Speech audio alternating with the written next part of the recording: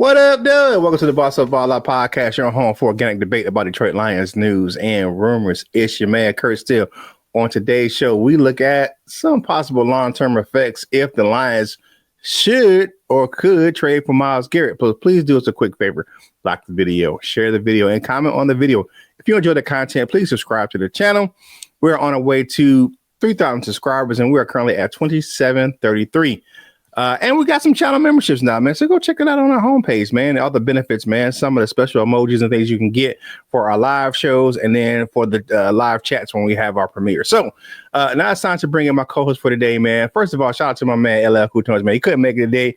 He will be back next week, man. We'll have a full gamut of shows next week, man. We're going to have an abbreviated the week this week. This is the only week you'll see us on the screen. So, thanks for, saying hold it down with us right here, man. But I got to bring in the hardest working man in Jackson, Michigan, because he be cooking meals. He be cutting fades. He be running fades. And he got a gang of kids to take care of at the house, man. It's the Wolf and Lion. Who? And Jackson College might be having a football team coming pretty soon. And I might have something to do with that. Coach Mike Jones, what's going on, Lion fans? Well, first of all, Coach Mike, man, I want to wish you and your lovely bride a happy anniversary today, man. None of them big things today, man. Congratulations to you and your wife, man, on this special day. Thank you. Definitely. It's been a little short journey. yeah, man. Hey, if you're new to the channel, you haven't watched our content before, we take a look at Detroit Lions news, headlines, or takes. If we agree, we say they are bossed up. If we disagree, we say they are balled on, and we give our reasons why we agree or disagree. No hot takes here. It's just our true thoughts and opinions on what we feel about what's going on with our team in the Detroit Lions. So, we haven't talked in a minute. Super Bowl, did you watch it? Yes, I did. I watched the whole thing. Yep. I watched the whole thing. And they was on Patrick Mahomes' head. The whole entire game, and they was getting pressure, bringing 4 and 5. Yeah, definitely. I think it's like they didn't blitz the whole game. They from what I was reading, it was like if they gave a 5-man look, they dropped one out in coverage and replaced it with a linebacker. So it was only a 4-man rush the whole game. I mean, you look at it, it's like the 6th time in history that no one has blitzed on defense, and every time that they've done that, team has done that, they've won a Super Bowl. So I just don't understand the mindset behind the Chiefs not running the ball. You saw the game plan. They were going to rush Mahomes all day. It wasn't going to be Mahomes' show to win, and they didn't make any adjustments to that. They just kind of and by the time they tried, they couldn't because they were so far down. So, but that kind of leads into what we're going to talk about today, because I wanted to see about the Super Bowl, because the Eagles' pass rush was definitely a key factor in the game. One thing I want to mention that about that game is I prop betted, and one of my prop bets was that Kareem Hunt was going to get loose, and I was wondering why Kareem Hunt just was a no-show for that game, and they went with Isaiah Pacheco when Kareem Hunt was the workhorse that got him there. Yeah. So that threw me for a whole loop, and they messed up my prop bet. Yeah, because Pacheco was hurt most of the year, so you bring him back, and if you look at what the Eagles did, talking about the defensive line, a guy that was a starter at the beginning of the season, he was a role player in the Super Bowl because they brought him back, and that's Brandon Graham from Michigan Wolverines. And they kind of just brought him back. He was a depth player. He didn't start. They let the guys who get him there, take him most of the way. And then Brandon Graham was a kind of a fill-in. And I think that was the role that you probably were looking at when you made that prop bet, where you had a guy who was the workhorse probably the second half of the season, and you don't see him being that workhorse. And you were looking at, and we had in Detroit where when my man David Montgomery came back, I was like, why is he starting? Like Jameer Gibbs was killing it while he was out. So I didn't get it. So, but let's talk about this Myles Garrett thing, man. And we've talked about this before on the show. Just the fact that that Myles Garrett, the Lions are really have been named a top contender to get Myles Garrett, and through the national media, ran Defensive Player of the Year. We all know what he can do. However, there's some members of the media that cover the Lions, probably some local guys that aren't sold on the idea of adding Garrett to the roster. So I know we talked about this kind of like the show off the platform, but what were you seeing, especially over there on Woodward Sports, man? Like we had the gentleman, and we had a couple guys had to like kind of rein them in. But what are your thoughts on? Okay, what did you see, and then what were your thoughts on what you saw about the negativity about bringing in Myles Garrett? Well, the first thing is people don't want to give up draft picks. Okay. They're like holding on to draft picks like for dear life. Like, what I'm saying? Like, you can't have them. Like, you know what I'm saying? And I feel that to a certain point. I also was hearing people just like still in the thought process that we'll never get Myles Garrett, like kind of that narrative. And it's like they don't realize like things have changed. So in the aspect of we don't want to give up those picks, people are not realizing like this team is built. Right. You know what I'm saying? Like the core of this team is built.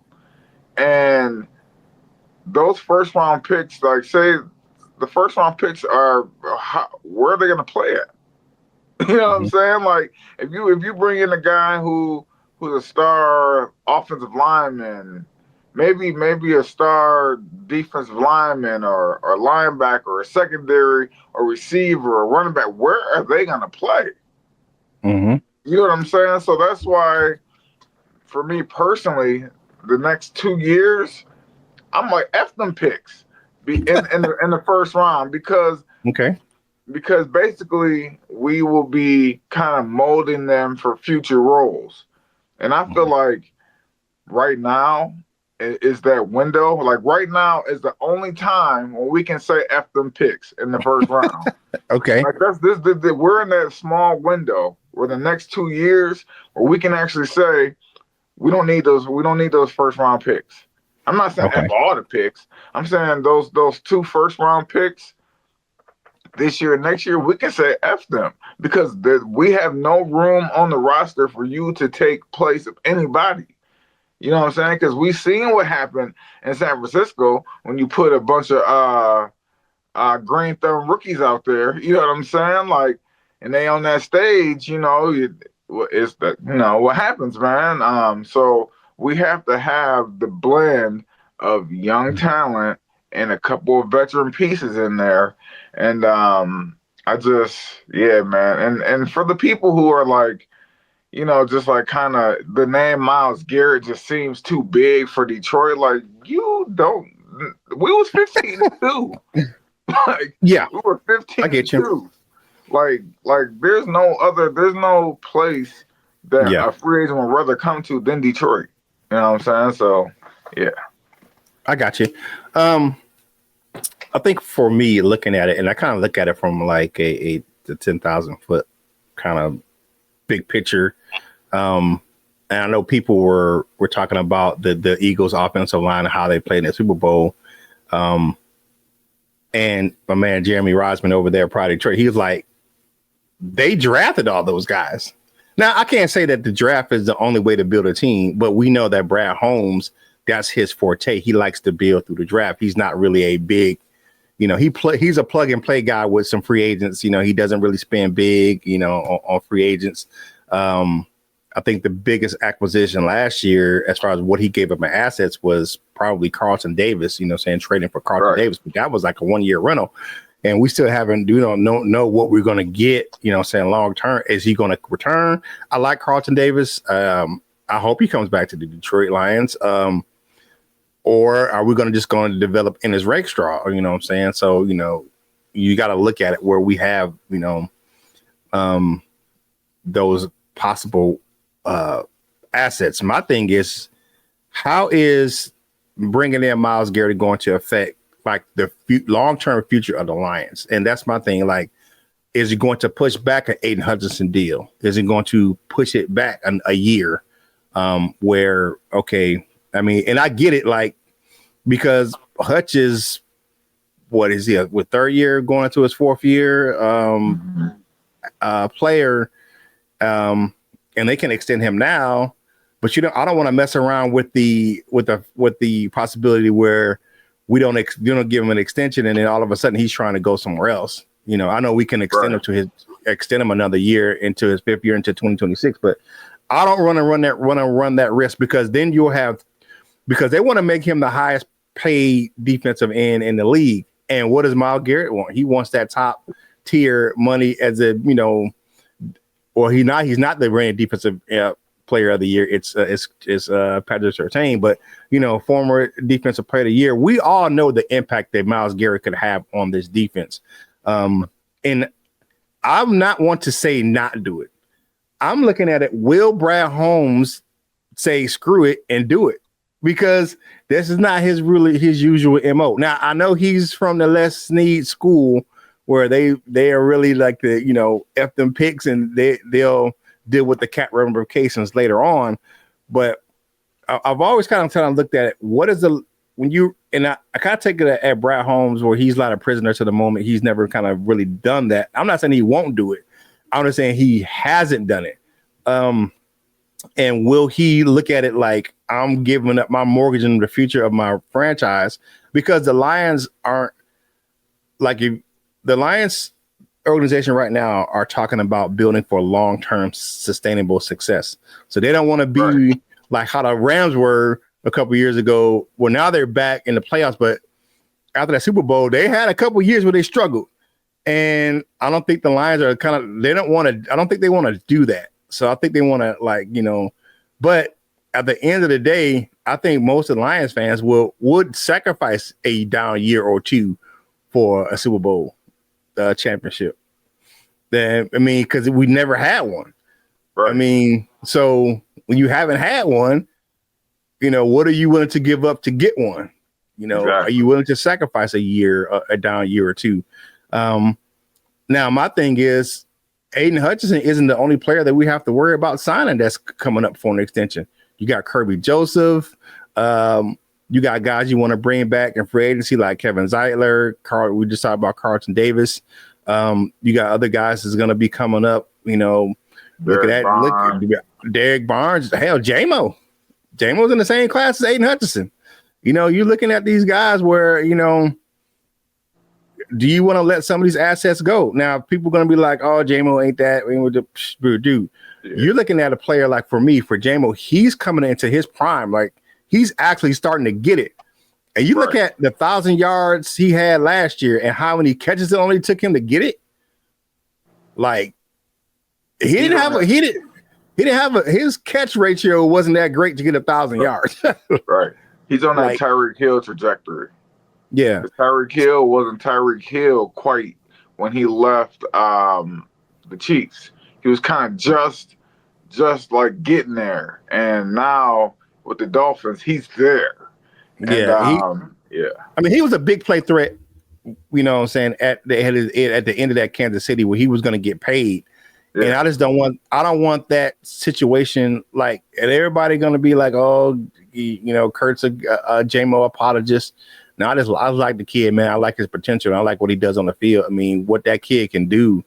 I mean, him paired with Jahmyr Gibbs, man, that's like lightning in a bottle. Where either one of those guys touch the ball, man, it could be 6 in a blink of an eye. So, is bringing Myles? How would that affect? You know, what I'm saying, like that group of that core group, that young core. Bringing him in, and like, how would that affect our salary cap? You know what I'm saying? And I will say this about Myles Garrett. Myles Garrett is like a Dan Campbell type of guy. You know, he went to his alma mater. They both went to A&M. And his approach to the team and how he approaches football, it is. I mean, I can't sit here and lie to you and say that he's not a Dan Campbell type guy. You never hear him complain. He's always working. He's always given 100% effort. And that was kind of surprising to hear him ask for a trade out of Cleveland, because that usually isn't his MO. So that must have been really weighing on his heart for him to come out and say he wants to be traded from Cleveland. I just want to, my thing is I want to pump the brakes just a bit, just for the fact that how much long-term success, and I wanted you to answer this, how much would you think that would affect? Now, I know he still has 2 years left on his deal, but no guarantees left. But he's going to want about 30-something million a year if he goes and trade. He was going to want a new deal with the team. So what do you feel? Do you think the Lions could just try him for 2 years and kind of kick the can down the road? Probably make some of the incentives on his deal to kind of like squash some of the salary cap. What do you think of the implications of the cap on a player training for a player like Myles Garrett? I think first thing they're gonna do is they're gonna extend him.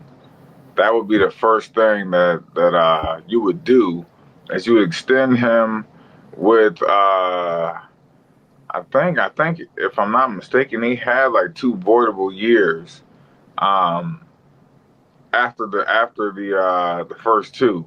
I believe, I can't remember, or was it somebody else? I don't know, but I know one thing they're gonna do is they're probably gonna try to extend them for 3 or 4 years, and then make that 4th year voidable, or that 3rd and 4th year voidable. I think only thing they want to be responsible for is like that 17 or 18 million a year about that his base salary is for the next 2 years. But the thing is, man, you got to ask yourself, what's the point? Like, what is the main goal of the NFL? Like, what is the goal? What is the objective in the NFL? Are you trying to have long-term sustained success? Like, let's say right now the Buffalo Bills are kind of in that window.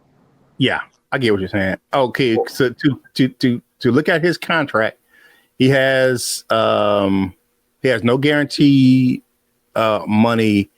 His salary this year with 2024 would be 19 million. 2025, I'm sorry, would be 19 million. And 2026, it'll be 20 million. And then he has voidable years all the way up to 2031. Yeah. His next big payday would be 2027 when he's on the books for 40 million. Right. So yeah. And then everything else pretty much after that is pretty much voidable. But his contract really, the money really runs out in 2026. Yeah. Really, but go ahead, man. Yeah, so the thing is, man, is the ultimate goal is to win a Lombardi, to win a Super Bowl trophy. Dude, now the thing is I'm not saying the situation is like this, but I'm saying, who would you rather be? Tampa Bay Bucks, who went all in for 1 year and they still kind of there, or do you want to be the Buffalo Bills, who just always there but never get there? Like, we good. We always gonna be a formidable team. We always gonna have success. We have sustained success, but we just not good enough to get over the hump and to get the Lombardi. You know what I'm saying? Like, or the Rams. You know what I'm saying? The Tampa Bay Bucks or the Rams, where you put all your chips in, you win your ship, and then you still have a decent team. And then you just gotta restack it, and then you roll again. It's like, who would you rather be? The San Francisco 49ers and the Buffalo Bills, or would you rather be, the Rams and the Bucks? You know what I'm saying? So it's like, you can have sustainable success. You can get to, like the Buffalo Bills did 4 Super Bowls. You know what I'm saying? But if you don't win that mug, yeah, I was. I mean, I was a young football fan during that time frame. I was a young, I was my end of my high school and started my Army career. I remember watching those teams. Man, they were great teams. Yeah, they were. And they just had a player or two here and there, and especially in the Super Bowls where they just kind of just faltered, and I get it. I think a lot of Lions fans would sacrifice a year or two. You know what I'm saying? Even with our current success right now, where we're winning division, you know what I'm saying, and finishing with really good records. But the ultimate goal is, you're correct, is to win the Super Bowl. And it's kind of foreign to a lot of Lions fans. Of course, like me, I'm 53, and it's foreign. This is type of success for our team is foreign. We don't recognize this. I mean, because like even when the Lions went to the NFC Championship game versus the Washington team back in the early 90s. Yes, they had some good years after that, but they weren't winning the division constantly after that. Where they went. I don't think they won a division that next year. So and I think that a lot of us are kind of shell shocked, but we don't want it to be like it was after that. Was in that team. I know the leadership of the team is different, the ownership is different, because you got Miss Sheila in there kicking it, saying she's doing her thing, and I don't think she's going to let this team kind of like fold, and like, because she's built it for long-term success. You look at the coaching and the GM and this her staff, and then you look at the hires of Dan Campbell. You look at, they've kind of just they didn't kind of like rest on their laurels when they brought in, guys. So they retooled, they moved guys up, promoted them, and then they brought guys in that would really keep the Lions on this path. But adding a player like Myles Garrett would be a thing. And like, we don't know who's going to be our defensive line coach right now. So it's going to be interesting to see if the Lions actually make the move, and what the salary cap implications will be. Will we lose a player? We're going to lose players regardless. Yeah, you're going to lose players. I want like a player like Derek Barnes back. I want a player like Enrique back. But you know what? You know what, fellas, it's been nice. Like now you can Now I will say this: I like Levi Onwuzurike, but you can sacrifice Onwuzurike this year because of the fact that you're going to get back Aleem sometime in the season. I don't know the extent of his ACL injury. I don't know if he'll be back all the whole season, but there's a lot of defensive tackle talent in this draft class. Yeah. So you can add a defensive tackle in this, and you look at a player like a Josh Pascal, where you can push him inside. You know what I'm saying? Right. He if you have a Myles Garrett and you have a Aiden Hutchinson, you don't have to play him outside. You can play him inside. You can put him next to DJ Reader. So because he was always that tweener, because if you look at his build, he's more of a big defensive end / smaller defensive tackle. So you can push him in. Kind of like Mekhi Wingo too. It's kind of like that. So we have pieces, what I'm saying, but we just wonder how this is going to fit. So just to kind of close it out, man. So you, hands down, what would you give up for Myles Garrett? And are you absolutely, because you said it before, but I want to make sure we confirm it. What would you give for Myles Garrett? And are you absolutely sure about the move? Yes, I'm absolutely sure. He's been the defensive MVP like 2 or 3 times in the last like 3 or 4 years. Yes, yes, I am. But Myles Garrett, I would give up, and draft picks would be, as I said, and we're in that 2-year window where we can say F them first round picks. So I'm giving up the same thing that they gave up in the Matt Stafford trade, except for I'm giving up the first and a third this year, and then I'm giving up a first next year, and I'm giving up Hendon Hooker. That's all in a nutshell, man. And the reason why I add Hendon Hooker in there is because if you had Teddy Bridgewater come, right, and then you had Teddy Bridgewater take those few snaps, in the playoff game. What does that say about Hendon Hooker? You're talking about you developing, like, you can start to develop somebody else that takes that long. You know Okay. what I'm saying? Where you feel comfortable. So yeah, I'm a first and a third in 2025, a first in 2026, and Mr. Hendon Hooker, because they are in quarterback hell in Cleveland right now. So yeah. Yeah. You're all in. Oh For yeah, me, definitely. Did you watch the I'm Super Bowl? Did you yeah. watch Patrick Mahomes? He couldn't even. He got on his back foot and he was spinning out, and and Yeah. he was scared to step up. He couldn't trust his O line. Yeah. Mm-hmm. I'm gonna do I'm still I would say I'm 80-20. I'm still 80-20 right now. What would I give up for Myles Garrett? I definitely would give up the 2-round, first-round draft picks. I would give up a third. I'm not sure if I would give up a player. I'm not saying that I wouldn't give up. I don't say that anybody's indispensable on the roster. And the one player that Braylon Edwards brought up, which I thought was absolutely insane, was he's like, man, yeah, ain't nothing can be part of the deal. Absolutely freaking not. You want to pair them two together. You don't want to send. Why would you send Aiden Hutchinson for Myles Garrett? You want to put them guys together. Yeah, that's basically you in the same spot. If you, yeah, that doesn't make any sense. So I don't. Braylon Edwards, you need to come back. You need to come. You need to relook that situation. What you said. Yeah. I don't know about that one, brother. You gonna trade your Michigan brother for? You want to pair those together. You don't want to. That didn't make any sense to me. But hey, man, like the video and share the video and comment on the video.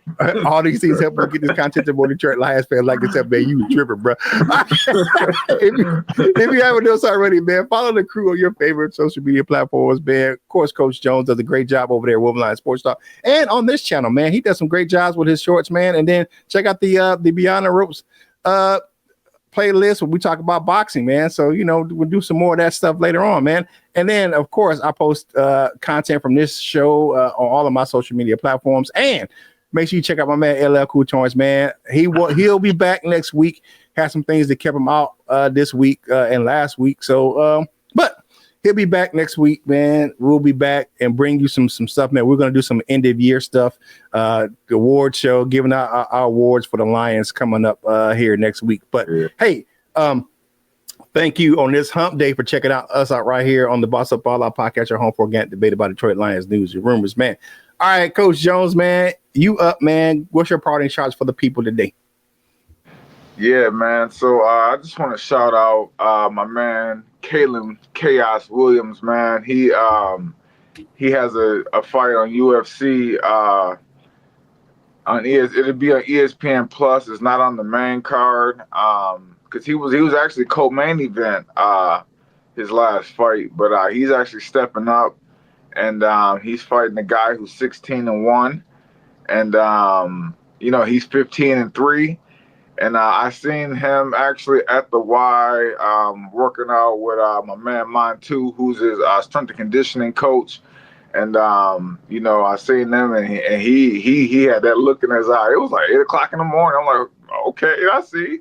And I seen Montu yesterday as I was going into the Y. He was like, man, I fly out on Friday at 4.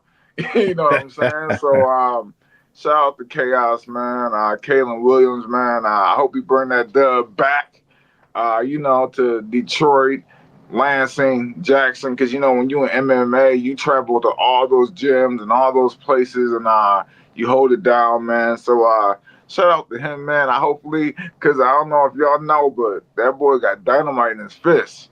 You know what I'm saying? I just like to be, like to say that I kind of helped him advance that power a little bit, because when we was in there sparring, you had to throw them things to get me up out of there, because he's only about $175, so and I'm about 240, so he had to really sit down on them punches like to really move me. And if you look in the UFC fights, he sits down on them things. So shout out to Chaos Caleb Williams, man. We're gonna do it for real. Good luck to him on his fight this weekend, man. For me, on his hump day, baby. Hey, Valentine's Day is Friday, man. So make sure you take care of your loved ones, man. Make sure you, show them all all the good love and support that they deserve on that day, man. And you know what I'm saying, side chicks, man, y'all know, and side dudes, y'all get Halloween candy on that on the 15th because you they boo. Enjoy your day, man, and whatever you do in life, you know what you got to do for your boy Kurt Steele. You got to boss up, ball out, and be the best version of you that you can be. From a man, Coach Mike Jones, this is Kurt Steele, and we will holla at you real soon.